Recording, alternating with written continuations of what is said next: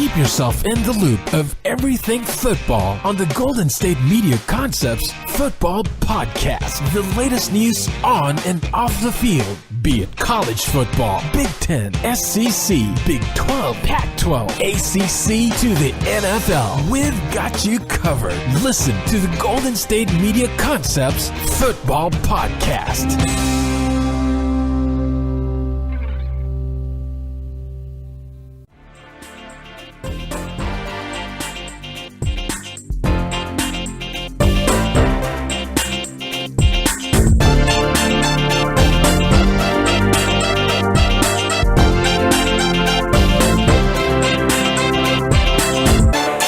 All right, and welcome to the GSMC Football Podcast. This episode is brought to you by the GSMC Podcast Network, and as always, I am your host, Jesse Tapia. All right, it is now Wednesday, I believe. I've been getting my days all mixed up this week too, I feel. But yeah, we're here Wednesday, okay? We got part 2 of today's show.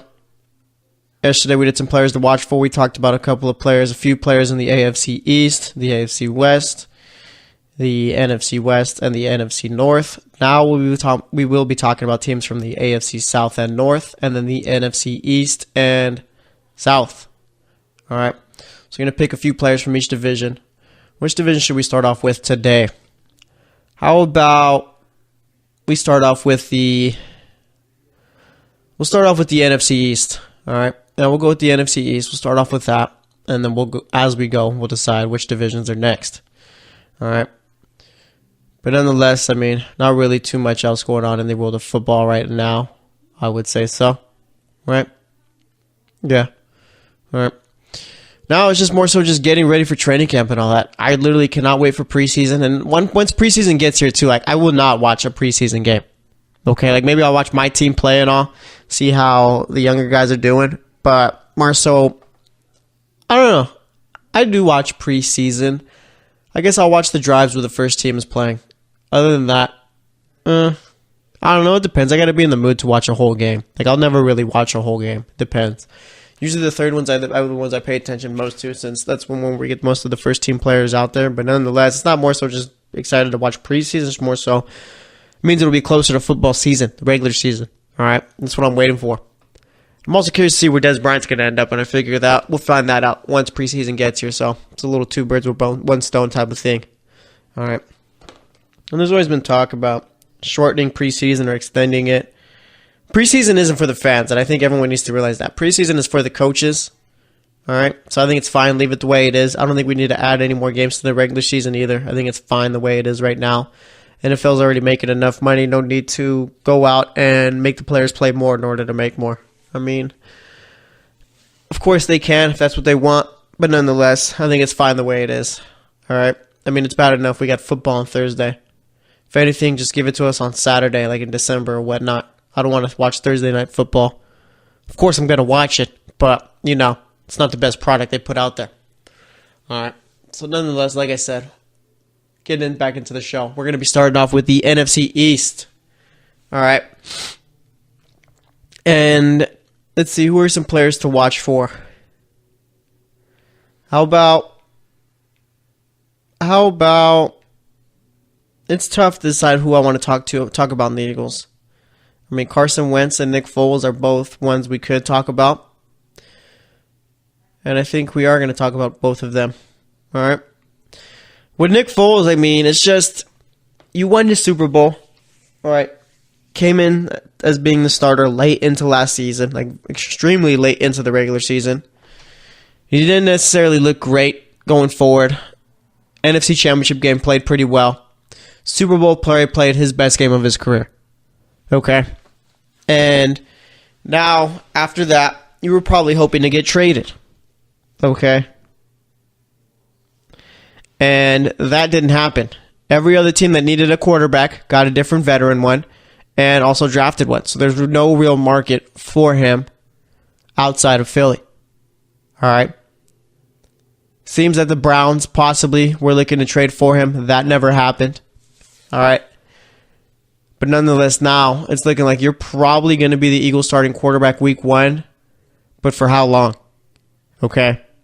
And if I'm the Eagles, I would just throw at Nick Foles probably a real big backup contract or backup quarterback contract. Make him the highest paid backup in the league and just keep him there. Okay. But nonetheless, I mean, this could be a bit of an audition for Nick Foles once again. All right. But it is going to be tough, I mean, because I'm just talking about or trying to make the point of he could be playing in order to be somewhere else next season as a starter, but it's just where, though? Okay? The Ravens, who could be getting rid of Joe Flacco after the season, have Lamar Jackson to take over. Bills got Allen. Jets got Darnold. Browns got Mayfield. Okay? Cardinals got Rosen. And I feel like everyone else is pretty set with their quarterbacks. I don't really see a scenario where Nick Foles is starting for someone after this season. Okay? I mean, looking over at the NFC East, they all got their quarterbacks. Maybe the Giants could be making a play for Nick Foles, possibly. I mean, that'd be a surprise, but they didn't draft a quarterback this year. Eli's only got 2 more years. Maybe you go after Nick Foles once Eli's done. Which I doubt happens. NFC North, they all got their quarterbacks. NFC South, they all got their quarterbacks. Like I said, the NFC West has theirs. AFC West has theirs. Denver, maybe, if Case Keenum doesn't play well. AFC South, they all got theirs. Indianapolis should have theirs. AFC North, like I said, Ravens are going to be going with Lamar Jackson eventually. Dalton's the quarterback of the Bengals. Mayfield's still in Cleveland. And then you got Big Ben. AFC East, Bills, Jets got their rookies. Seems like the Dolphins like Tannehill. I don't know, actually. That's a possibility. Let's say that Tannehill doesn't play well this season. Foles looks good in the beginning of the season. Maybe after the year you cut Tannehill, trade for Foles. It's a possibility. And you get the Patriots. Of course, they got Tom Brady. So there's no real options for Nick Foles out there. So I'm curious to see how he handles that.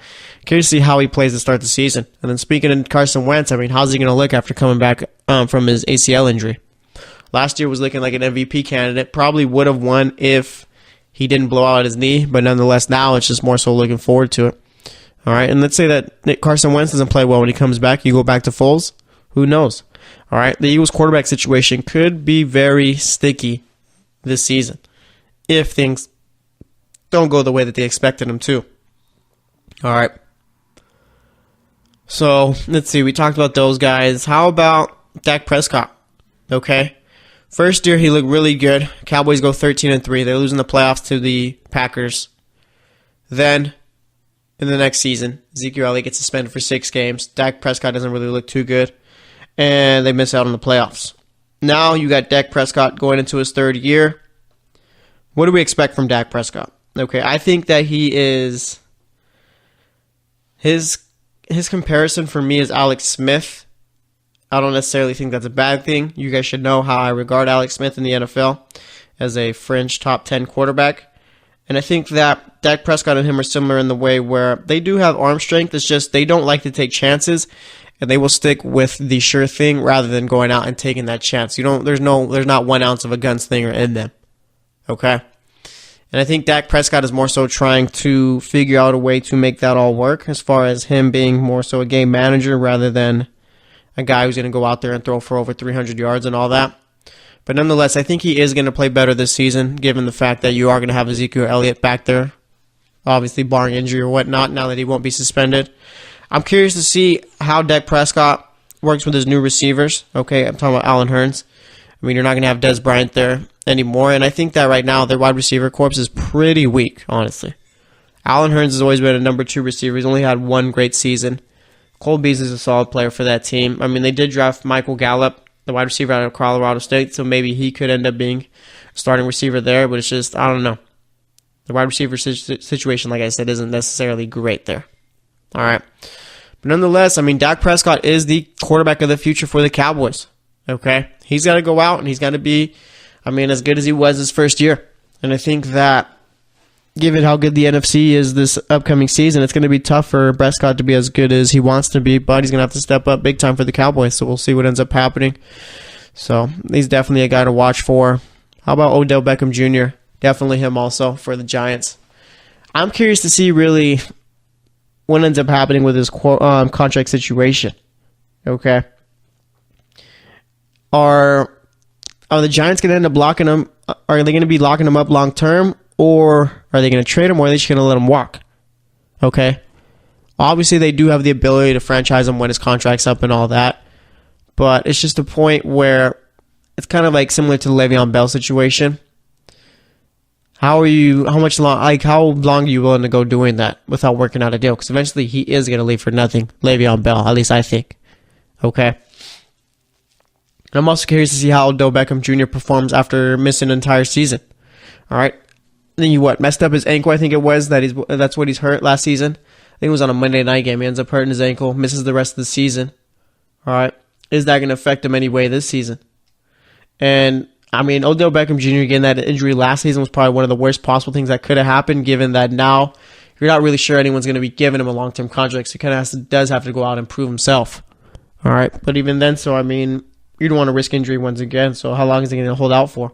Who knows? All right, so we'll see there. And as far as the Redskins go, we talked about him on Monday. Alex Smith, definitely a player to watch for. Never really got a fair shake, I feel, as far as being regarded among the top quarterbacks in the league. I'm not talking about like top 5 or anything like that, but more so those guys around the 10 spot. All right. I think everyone thinks that Alex Smith is this quarterback who can't throw the ball 20 yards or anything like that, which is false. All right. But nonetheless, we talked enough about him on Monday. Another guy I'm looking forward to watching for the Redskins is Josh Dotson. Was a rookie last year, didn't necessarily have the greatest rookie season or whatnot. He does have the tools to become a solid receiver, but it's just more so he's got to develop and put it all together. And I think with Alex Smith, it could work out there. But it's just more so he needs targets. All right, Alex Smith has always been a guy where he's going to spread the ball around. He's never really been too good with his wide receivers too. Okay, especially in Kansas City. Once you got Tyreek Hill, you're throwing it to him the entire time. But Alex Smith is more so going to be a guy who's looking for his running back and tight end the entire time. So I'm curious to see how he works out with these receivers, especially a guy like Dotson, who is going to be in his second year and who does need targets in order to develop, I feel. So we'll see what ends up happening, but those are the players I'm mostly looking forward to watching. Next up, we'll be talking about let's go AFC South. We'll go with the AFC South, so stay tuned for that, and I will be right back. Are you looking for help for your fantasy football team? Check out the GSMC Fantasy Football Podcast. Get today's best advice on who to start, who to sit, even who you should draft. From sleeper picks to red-hot lineups, they got it all covered for you. That's gsmcpodcast.com/fantasy-football-podcast. We'll cover traditional leagues, dynasty, PPR, even IDP leagues. When you need fantasy help, there's just one show to hit up. Don't forget to like them on Facebook and follow them on Twitter. Visit gsmcpodcast.com for more info.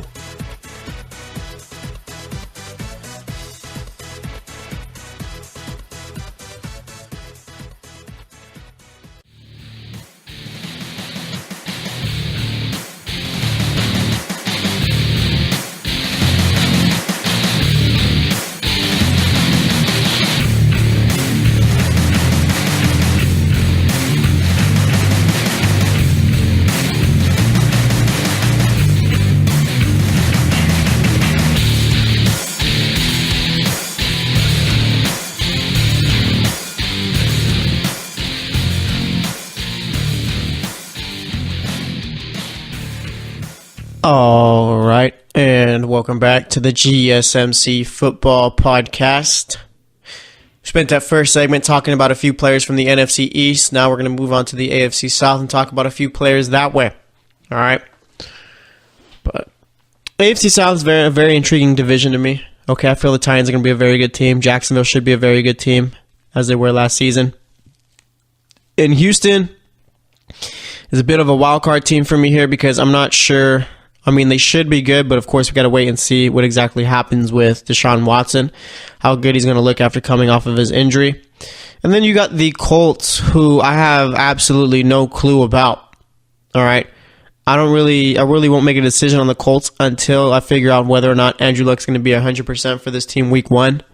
I guess that seems like that's the plan for them, to have Andrew Luck be the quarterback that week. But, can you really trust the Colts? Honestly, I feel like they've completely botched this whole Andrew Luck injury situation. I think he's been out way longer than he's needed to be. And I think it's more so they just should have had him just sit until this whole issue was figured out. But nonetheless, now we're going to have to wait for that. All right. But as far as players who I'm watching for in this division this upcoming season, I guess for Tennessee, it would be Corey Davis. Okay. Corey Davis, I believe the rookie last year out of Western Michigan. All right. Was supposed to be a very good rookie for the Titans. And I feel that it wasn't as good as you would like him to be. Okay. Didn't catch he played 11 games last regular season. 9 starts, had 34 receptions, 375 yards, no touchdowns. Obviously, that wasn't great. Had 65 targets, played in 2 playoff games. Okay. Had 15 targets combined in those games, 9 receptions, 98 yards, 2 touchdowns. Both of those touchdowns came in the game against New England. All right. But now it's just, you got to think that Tennessee is thinking of making him, well, that's the plan, to make him the number 1 receiver this season. Okay? Because looking at Tennessee's receiving corps, there's no real firepower there. Davis is supposed to be the firepower. Okay? I'm looking at their roster right now. You got Davis, you got Rashard Matthews, who is more so a slot guy. And then they'll probably go with Tajay Sharp to put on the opposite side of Corey Davis. All right. That's not necessarily the greatest receiving corps, but nonetheless, I think it's one that could produce. Like I said, last year Davis didn't really look too well. Okay. Did show some flashes in that playoff game against New England. And you're thinking maybe that's the plan this season, is to have him go out and have a bigger role with his team. Last year, obviously, you had to deal with Eric Decker and Rashard Matthews as far as targets and all that, but now it's just Matthews and Davis who's probably going to be getting the majority of them. So Corey Davis definitely is a guy I'm going to be watching for this season. He could be the next big thing as far as receivers in the NFL, but it's a point where the offense has to fit him, and Mariota's got to get him the ball. So we'll see about him. I'm also looking forward to watching, curious to watch Derrick Henry and Deion Lewis. All right, seems that there's no real workhorse back on this team now. I figured that they were going to end up going with Derrick Henry, going to make him the guy getting 25 carries a game and all. Obviously, that's probably not going to be the case with Deion Lewis out there.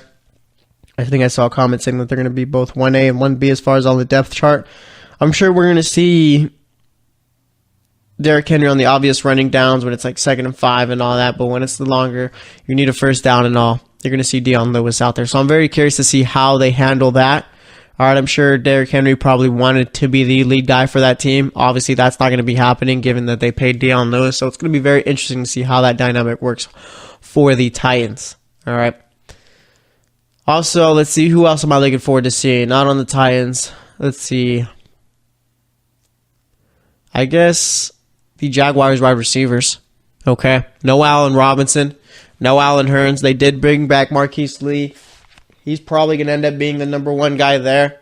Plus, you got Keenan Cole and D.D. Westbrook. How are these guys going to work with Blake Bortles? Okay. I wouldn't go out and say that these guys are better than Allen Robinson. And I'm not going to go out and say that they are miles better than Allen Hurns. So, the Jaguars are taking a risk here. Okay. Going with the younger guys who could be more explosive. It's just we've never really seen them play, at least given a true opportunity. Okay. Last year, Marquise Lee looked good. D.D. Westbrook really was trying to get into the fold of things after coming back from his little suspension or injury. And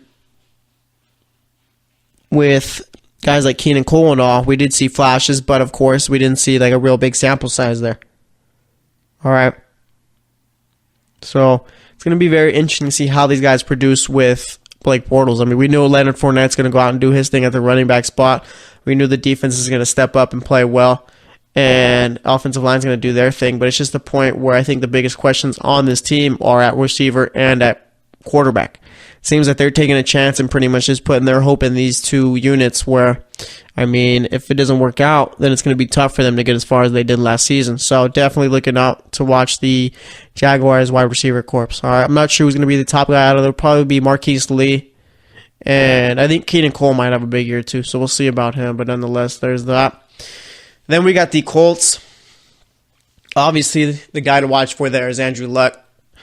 I know it's a little bit of a cop out there taking Andrew Luck, but I mean, truly, he is the guy we got to pay attention to. Seems like he's been out the league for a while. We haven't really seen him at his best in a while. Okay, been dealing with a shoulder injury, and it seems now he's finally going to be ready for week 1. Okay, and that's not like necessarily set in stone or anything like that. That's just a plan for the Colts, I feel. Okay, and with Andrew Luck, I mean, it's just a point where if he's 100% playing well, okay, then this Colts team could make the playoffs and go far. Andrew Luck is that good of a quarterback, and I think we've all just forgot about it. All right. But nonetheless, I mean, with Luck, that's what this Colts team all depends on. They don't really have a great team by any means. I don't think they've ever really had a great team. They've always just had all-time great quarterbacks. Okay? Andrew Luck doesn't play this season. This Colts team could just have the number 1 pick in the draft next year. Okay? Jacoby Brissett, I think, is a decent quarterback, and I think he does have a future as far as being a starter in the NFL. I don't think he's ever going to get that chance. But nonetheless, I don't think he has the ability to prop up this Colts team and have them become winners. Andrew Luck does.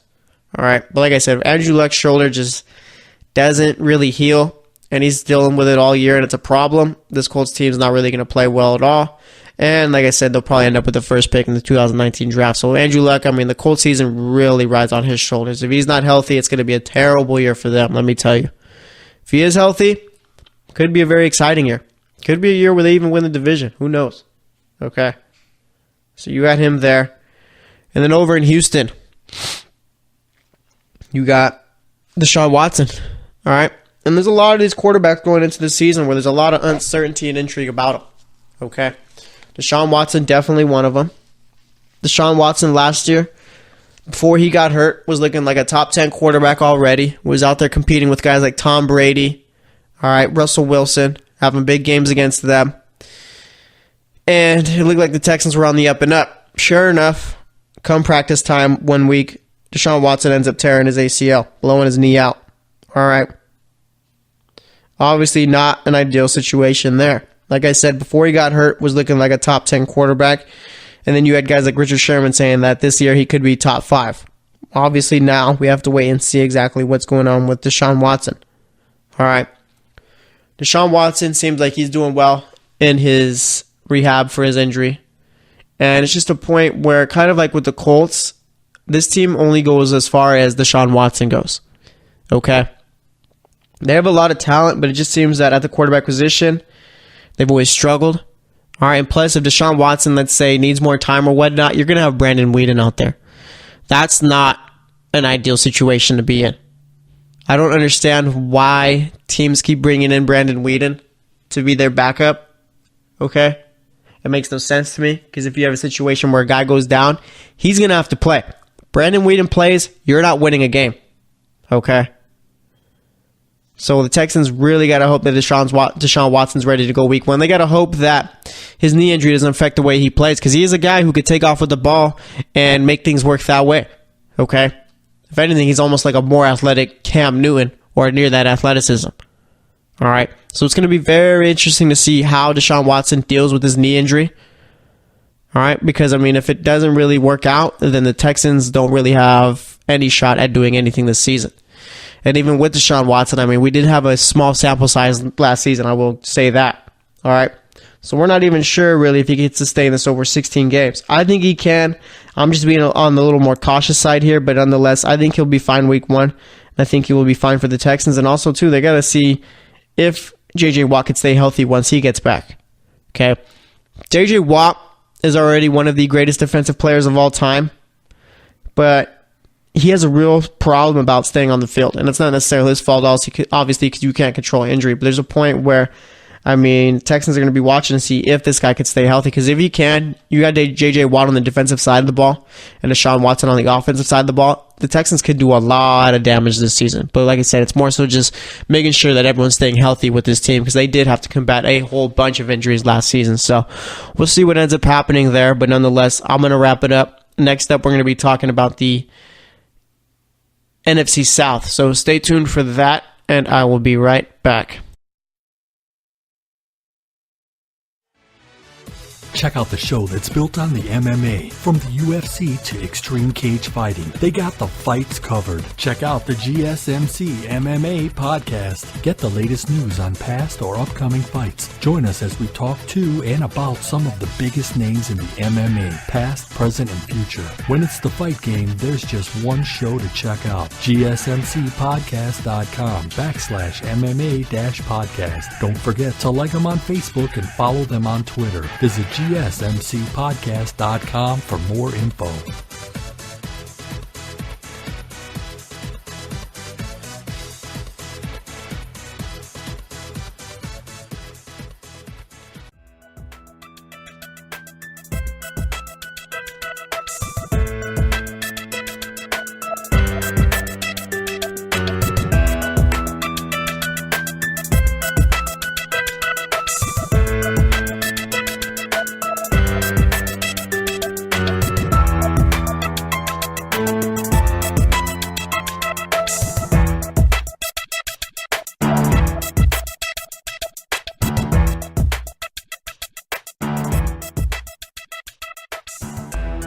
All right, and welcome back to the GSMC Football Podcast.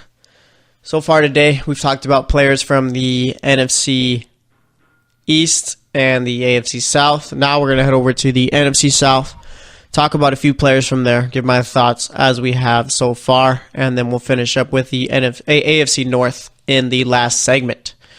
All right, and the NFC South produced 3 playoff teams last year: the Falcons, the Panthers, and the Saints. Okay, both could have been all 3 of them could have been Super Bowl teams.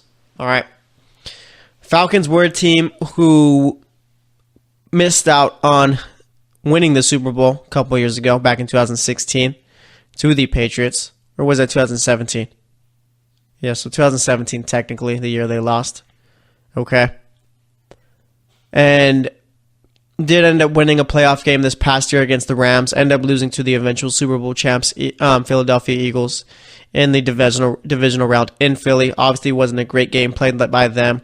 I think that Atlanta was very bad on offense this year, and I think that was in large part to Steve Sarkisian. I don't understand how you go from being one of the best offenses in the league one year to being very underwhelming the next. All right. As far as the Panthers go, they had to play the Saints in the wild card round. Panthers' biggest problem was that they had no good secondary. Okay. Obviously, still have not fixed that up since Josh Norman left. And I think that's one of the biggest reasons why they lost to the Saints. As for the Saints, of course, like I said, they beat the Panthers in the wild card round. End up facing the Vikings in the divisional round. Saints look like they had their game all but locked up. Case Keenum throws a pass to the sideline to Stephon Diggs. Marcus Williams comes up, gets there too early, misses Diggs completely. Diggs catches it, turns around, takes it all the way, and the Saints lose. So obviously, I'd say a very disappointing playoff runs by all 3 teams. All right. As far as the Bucs go, I mean, there was a hurricane in Florida before the season started. Ended up having to take their bye week 1. Played 16 straight games after that. Jameis Winston was dealing with a shoulder injury. Mike Evans didn't look great. Deshaun Jackson didn't look great. The secondary looked terrible. The defense looked terrible as a whole. It was just a throwaway season for Tampa Bay there. All right. So now looking forward into this season, who are we watching for? As far as the Saints go, I mean, I think we're watching for Mark Ingram. Okay. Mark Ingram and Alvin Kamara were probably one of the best 1-2 duos in the NFL as far as running backs go. Couldn't really stop him. Mark Ingram is having a great year and is now heading into his contract year. Okay. The NFL is very unforgiving when it comes to running backs. All right. They will throw you to the curb once they feel you don't have anything left to give. And also the NFL thinks like a business. Teams think like businesses do. Okay? The point I'm trying to make here is the Saints have 2 very, very good running backs. One is a second-year player. The other has been in the league for a while. or at least for the better part of a while. And let's see, the younger one's cheaper. The older one, you're probably going to have to pay after this season, if you choose to. Okay? I'm not sure that the Saints are going to choose to pay Mark Ingram after this year. Why would you go out and give Mark Ingram a long-term extension where you're also going to have to do the same for Alvin Kamara, I'm assuming, once his rookie deal is up? And it'd make no sense to have two running backs be a couple of your highest paid players on your team. All right? I don't think there's ever really been a team that's paid two running backs big-time money and kept them on the same team. All right? So basically, I'm watching for Mark Ingram just to see really how well he plays coming back from a suspension, which is going to be a 4-game suspension, if he's going to be able to earn his job back, which he should be able to. All right? And how well he plays in his contract year. Okay? Because like I said, he's probably going to have to end up somewhere other than New Orleans after this season. I don't see the Saints going out and paying Ingram and then a couple years later paying Kamara. That's just way too much money on one position there. Okay? So we'll see what ends up happening. But like I said, I mean, Ingram, it's going to be tough because Kamara's a very good running back, and he could just very well go out there and take his job. Now, I'm not saying Ingram's not going to play, but it's just more so we're seeing Kamara get the bulk of the touches rather than Ingram. All right? So like I said, we'll see what ends up happening there, but Ingram definitely a guy I'm going to be keeping my eye on. All right? Let's see, who else am I going to be keeping my eye on? And I think Kamara would be a guy. I'm not going to get into him, though. Obviously, we know why we'd be watching him, obviously, seeing what he could do while Ingram's gone for the first 4 games of the season. But heading over to Carolina, I'd say probably C.J. Anderson. All right. C.J. Anderson has had a very odd career. He's never really lit up the stat sheet or anything like that, but more so I think people think of him as a upper half running back in the league.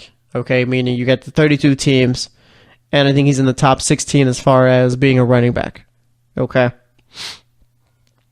But I think Anderson is going to get plenty of carries this season with Carolina, just given the fact that I think as far as running the ball between the tackles, he is better than Christian McCaffrey. Christian McCaffrey's kind of what I'm assuming everyone else wanted DeAnthony Thomas to be. All right, as far as being able to play the receiver position and also run the ball. But I do think that Anderson's going to have a big role with this Panthers team. Probably a bigger one than he had over in Denver, given that he was splitting time with 2 other running backs.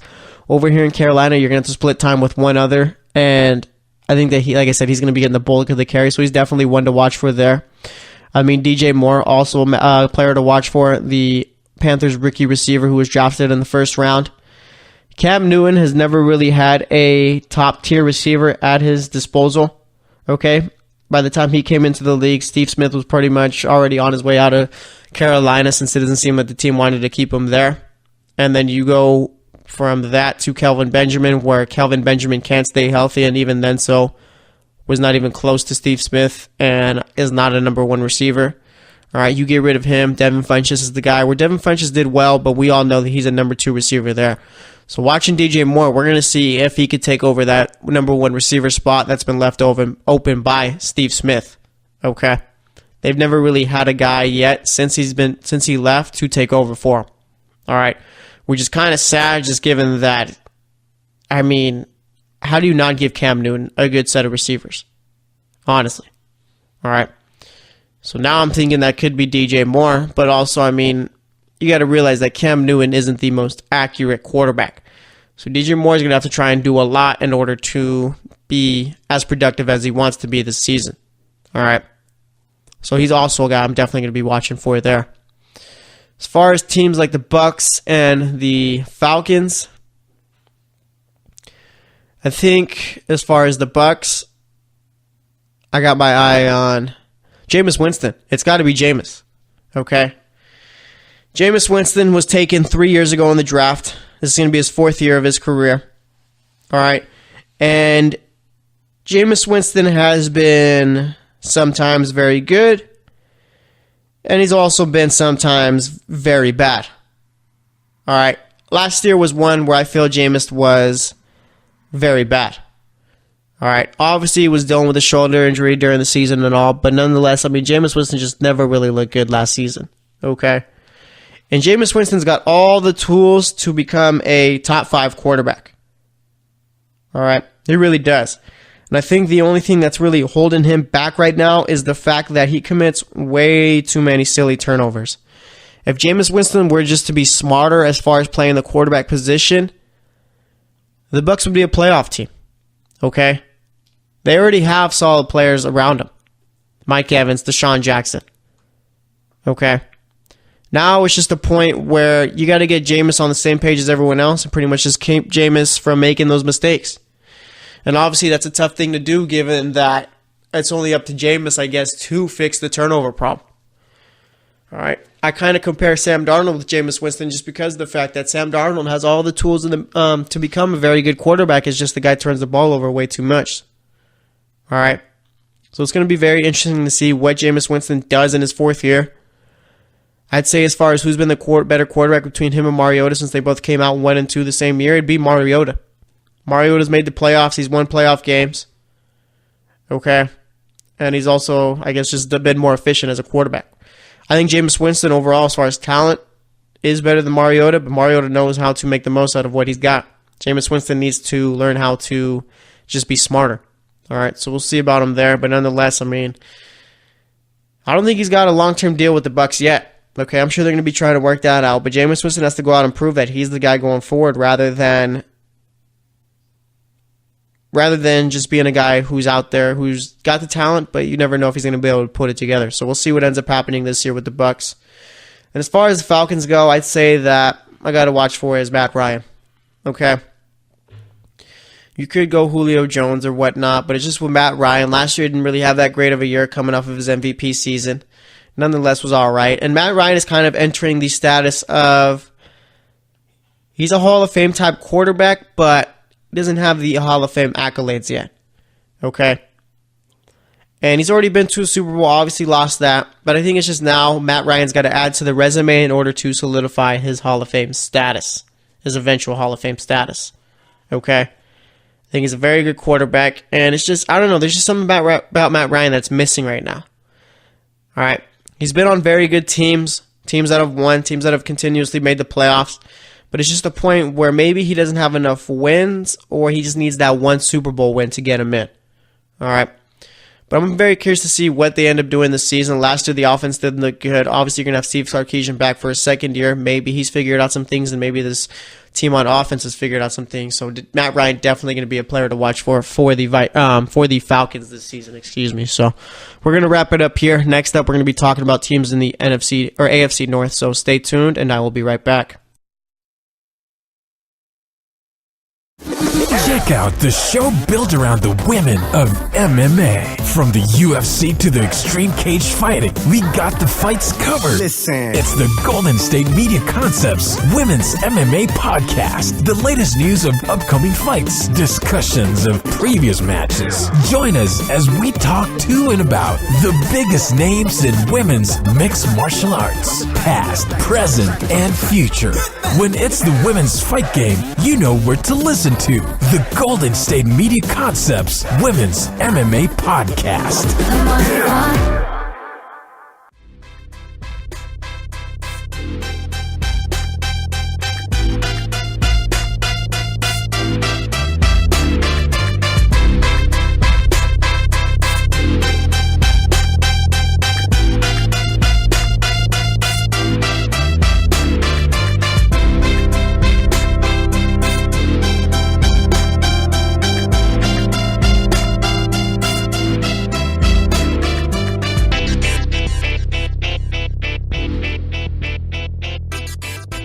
All right, and welcome back to the GSMC Football Podcast. So far today, we've talked about players from the AFC South, NFC South, and the NFC East. Now we're going to be talking about players from the AFC North, all right? That good old division. Remember, I used to give us some good rivalry games. Now, so not so much, all right? We got Baltimore, Cincinnati, Cleveland, and Pittsburgh. We've already talked about Joe Flacco on Monday, okay?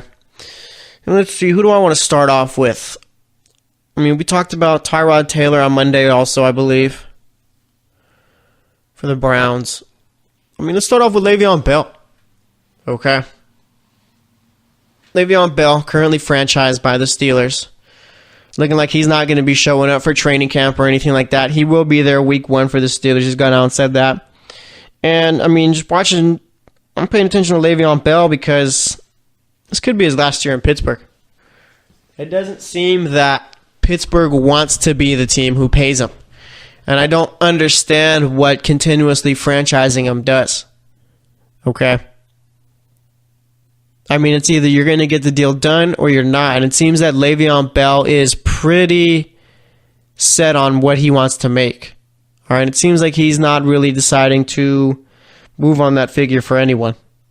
And the thing about it is that Le'Veon Bell definitely is going to get what he wants. Meaning he is going to get paid. Whether that's with Pittsburgh or someone else remains to be seen. But if I'm the Steelers, okay, I'm thinking, you know what? It is a lot of money, but there's not too many running backs in the league that can do what he does. As far as running in between the tackles, running outside the tackles, and also catching passes out the backfield. David Johnson's one who comes to mind. Also, Todd Gurley. But I'm not sure that either of them do it as well as Le'Veon Bell does. Okay? And I've seen Steelers fans on Twitter pretty much tweeting at Le'Veon Bell, we could replace you easily. You're only a product of the team, the offensive line. Yeah, no, I think replacing Le'Veon Bell won't necessarily be the easiest thing to do. Okay? Honestly.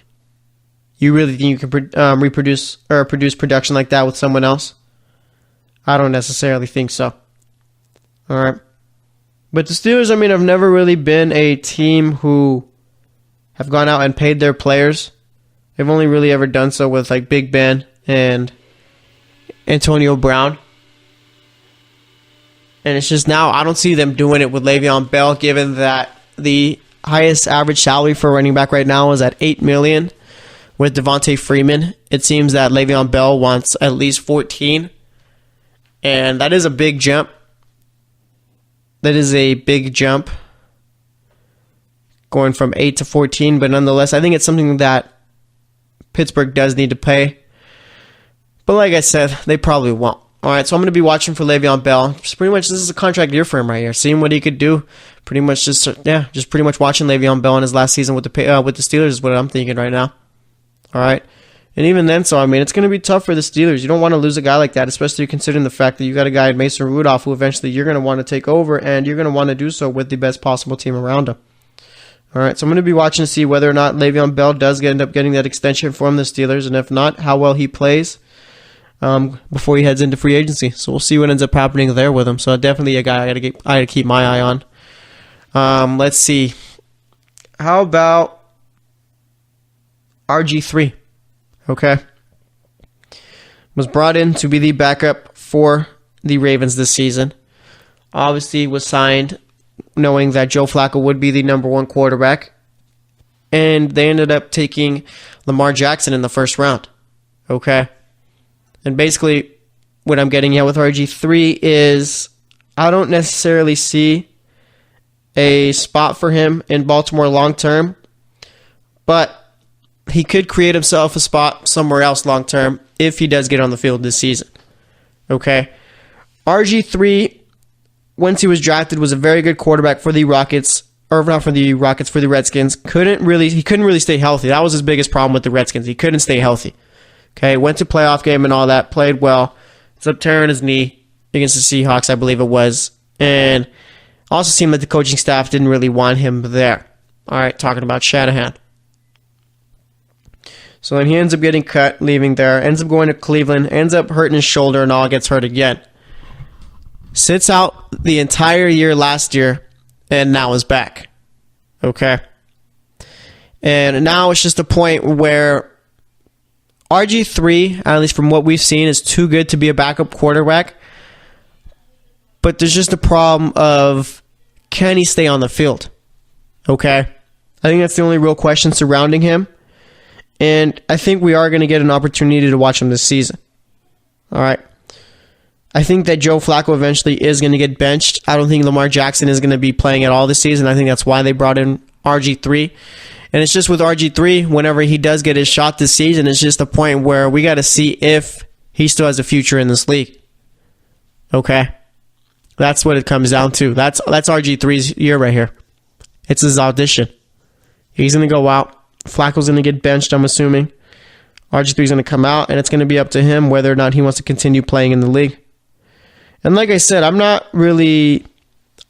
If I had to make a bet as to whether or not I'd say RG3 is going to be a starter for a team again, I'd probably bet against it. All right.